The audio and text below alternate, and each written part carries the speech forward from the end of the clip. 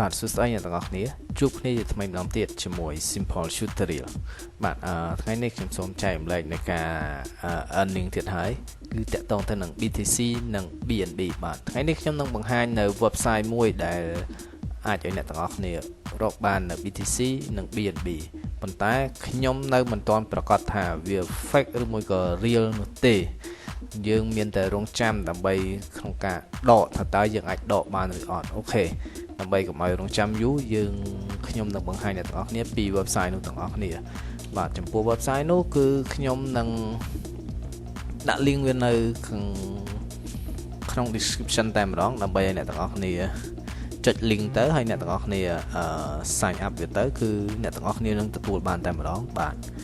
នេះគឺ website ហ្នឹងគឺបានចូលមកដល់ហើយបាទដល់ពេលដែលចូលមកដល់ហ្នឹងអ្នកទាំងអស់គ្នាត្រូវតែចុចនៅ register ទាំងអស់គ្នាអូខេសូមចូលចុច register បាទបន្ទាប់ពីចុចលើពាក្យ register ហើយគឺវានឹងឲ្យអ្នកទាំងអស់គ្នាបញ្ចូលនៅទិន្នន័យគឺហើយ website នេះគឺមិនតម្រូវឲ្យយើងនៅការធ្វើ KYC confirmation អីទេគឺអ្នកទាំងអស់គ្នាអាចរកបានតែម្ដងអ្វីដែលសំខាន់នោះតាន់វា fake ឬមួយក៏ real យើងនឹងរងចាំមើលទាំងអស់គ្នាអូខេអ្វីដែលអ្នកទាំងអស់គ្នាអាចធ្វើបានគឺ claim វាយកមកទុកគឺមានតែប៉ុណ្្នឹងឯងបាទអូខេអ្នកទាំងអស់គ្នាសូម create នៅ free account ទាំងអស់គ្នាទៅហើយដាក់នៅ first name and last name ទៅតាមអ្វីដែលអ្នកទាំងអស់គ្នាតាមព័ត៌មានរបស់អ្នកទាំងអស់គ្នាបាទអូខេយើងបំពេញ first name គឺអ្នកទាំងអស់គ្នាដាក់ឈ្មោះទៅតាមអ្វីដែលអ្នកទាំងអស់គ្នាមានហ្នឹងអូខេតមក email គឺអ្នកទាំងអស់គ្នាបំពេញនៅ email របស់អ្នកទាំងអស់គ្នា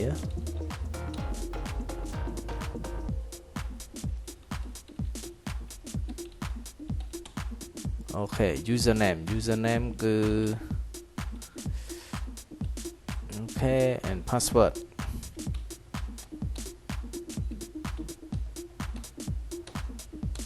បាទ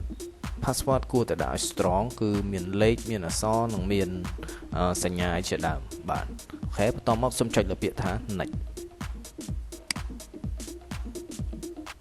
បន្ទាប់ពីចុចលើពាក្យថា next ហើយអូខេនេះហើយគឺ your account was created successfully អូខេគឺវានឹង load ចូលមកដល់ account ហើយបាទអ្នកទាំងអស់គ្នាប្រកាសជាឃើញបាទនេះគឺជាចំនួន Bitcoin 3000 BTC 0.03 Satoshi ហើយអ្នកទាំងអស់គ្នាទទួលបានពីការ register តាមរយៈ link របស់ខ្ញុំហើយឥឡូវយើងនឹងបំពេញនៅ reward ទាំងអស់គ្នាបាទនេះគឺ reward hub ចូលកន្លែង reward នឹងមកបាទបន្ទាប់មកនៅកន្លែងនេះគឺយើងនឹងបំពេញនៅ input voucher code បាទបំពេញគឺចំពោះ voucher code ហ្នឹងគឺខ្ញុំនឹងដាក់នៅខាងក្នុងdescription ដែរបាទអូខេបាទទី1គឺ welcome អូខេបន្ទាប់មកចុចលើពាក្យ claim reward បាទបន្ទាប់ពីចុចហើយនេះគឺអ្វីដែលអ្នកទទួលបានគឺ5000 Satoshi ទៀតហើយអូខេបាទអូខេយើងត្រឡប់មកមើលម្ដងទៀតបាទនេះគឺអ្នកទាំងអស់គ្នាទទួលបានហើយគឺ3000គឺ53000 Satoshi អូខេគឺដែលមានចំនួនទឹកប្រាក់គឺ $26.69 អូខេឥឡូវយើងបំពេញនៅ reward មួយទៀត reward hub ដោយបំពេញនៅ voucher code ដែល Binance អូខេបន្ទាប់មកចុចលើពាក្យថា claim reward បាទអូខេឥឡូវយើងទទួលបានទៀតហើយគឺ 0.11 BNB អូខេចុចលើពាក្យថា continue ចុចលើពាក្យ dashboard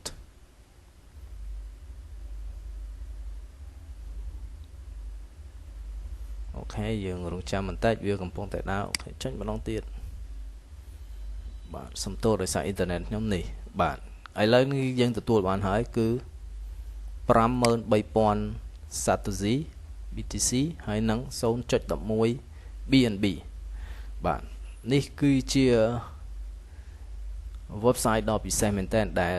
អាចឲ្យអ្នកទាំងអស់គ្នាទទួលបាននៅ$81.31 បាទប៉ុន្តែអ្វីដែលយើងរងចាំនោះគឺការដក withdrawal fund គឺគេបើកឲ្យយើងដកនៅពេលណាយើងនឹងធ្វើការរងចាំនៅការដកទាំងអស់គ្នាបាទនេះឯងគឺយើងរងចាំមើលអ្វីដែលខ្ញុំមាននៅក្នុង balance គឺតែ26ទេបាទឃើញទេ